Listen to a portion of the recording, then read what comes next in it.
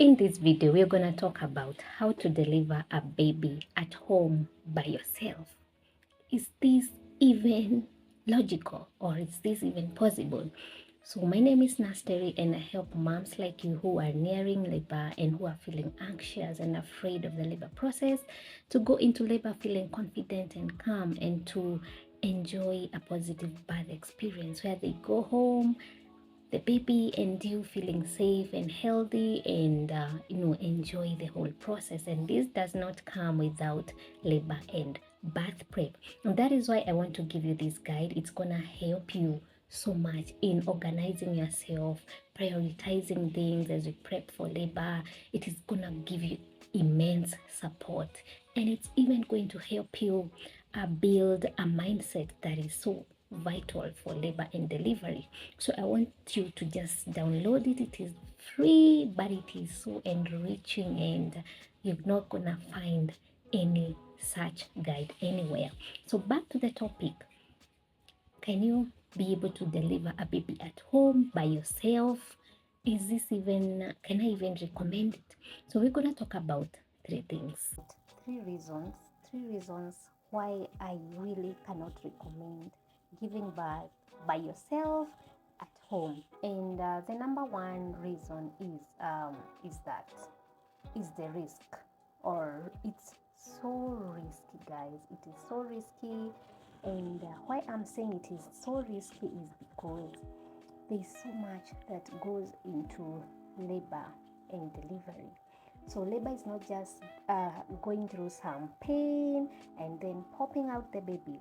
There's a first stage of labor, there's a second stage of labor, there's a third stage of labor, and even there's a fourth stage of labor. And during these phases of labor, let me call them phases of labor, there's so much that comes into play. For example, during the first stage of labor, here we are mostly monitoring how is your progress, how is your cervical dilatation, how are you even going to check yourself, how much are you dilating, how are you going to know the descent, how is the baby descending into the pelvis, is the baby descending well as you dilate? Because if the descent and the dilatation are not in alignment, then the labor may not progress as it should. So there is so much that comes into play, and when you're doing this on your own, then definitely you will not be able to kind of monitor how is the progress during my first stage of labor. And then even if you dilate fully and you go to the second stage of labor, there's also too much risk involved, like how are you even going to deliver yourself this baby? I know there are some women who just pop out the baby, but some or most of us require support. You require support so that even if you successfully get to second stage of labor, you require support so that you don't tear, and even if you tear, then there's somebody there. That is why I'm saying it is so risky, because if you mismanage the first stage of labor, there's a lot of complications that can go in there. If you mismanage the second stage, the third stage, there's so much. So I would say it is so risky for you to even think about delivering by yourself at home, and I don't really recommend for that reason. And number two reason is that I would say labor and birth is labor intensive. Let me put it that way. And when I say it's labor intensive, it's because of all those things that I've mentioned there, and they need proper attention, and you have to be intentional. So when your midwife or your doula or your doctor is managing you during your labor, there are specific indicators that we notice or we take note of to know whether you need further interventions or you're okay. How is you and the baby, how is the baby breathing, how is the labor progressing? So there is so much that goes into play, and that is why I say it is so labor intensive.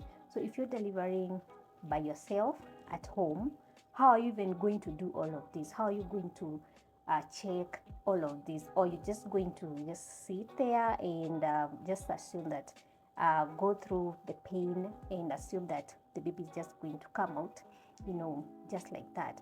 So it is labor intensive, and why not use the help? Because there's so much help that you can get from the facility.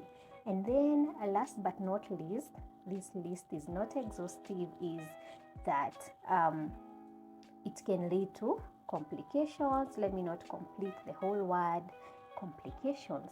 And the complications could arise if you did not manage the first stage well. If, for example, the second stage of labor is not progressing well, for example, the baby was not lying properly, so then it may interfere with how the baby is coming out, and maybe you needed just a little intervention to make sure that the baby is delivered quickly, because the second stage of labor is quite fast. That is, the second stage of labor means it's that phase of pushing, and you're pushing, and this stage should not last, or I can say it lasts between 15 to 30 minutes. It should not be longer than that, because it can lead to a lot of complications for your baby. So it can lead to a lot of complications because you are doing this on your own. You don't know when to push. You don't know how to optimize your contractions so that you can push. And then the third stage, how are you even going to deliver your placenta? How are you going to even examine if the placenta was delivered completely, like fully, and there were no remnants that remained inside of you, which can lead to issues such as postpartum bleeding. So how are you going to be able to monitor all that? And then there are medications that you get. There's an injection that you normally get to help prevent PPH or postpartum hemorrhage after delivery, or just within that period that you are delivering. How are you going to administer yourself this injection? How are you going to be able to do all of this? So I would say for me, I really don't recommend for these three main reasons, and these reasons are a matter of life and death. So why carry a pregnancy for a whole 40 weeks and then risk it towards the delivery? So the goal is to have a healthy baby, to have a safe delivery, and you can have this. You can, if you want to deliver at home, you can actually just hire a doula or a midwife, or hire your personal doctor if you want just that privacy.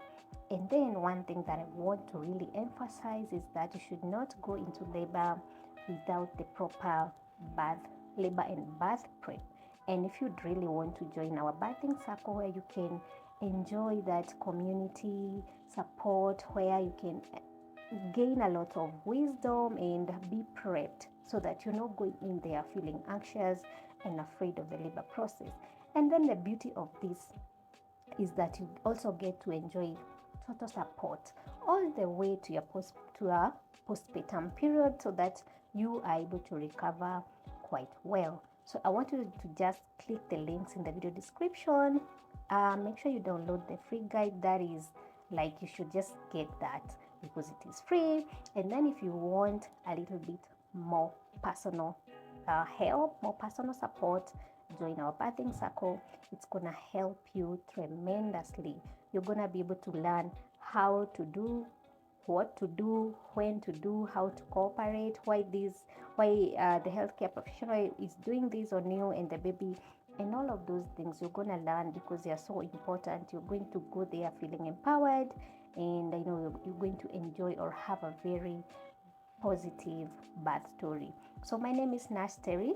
Please don't leave this channel before subscribing, because we are all about spreading or helping moms achieve that amazing positive birth story.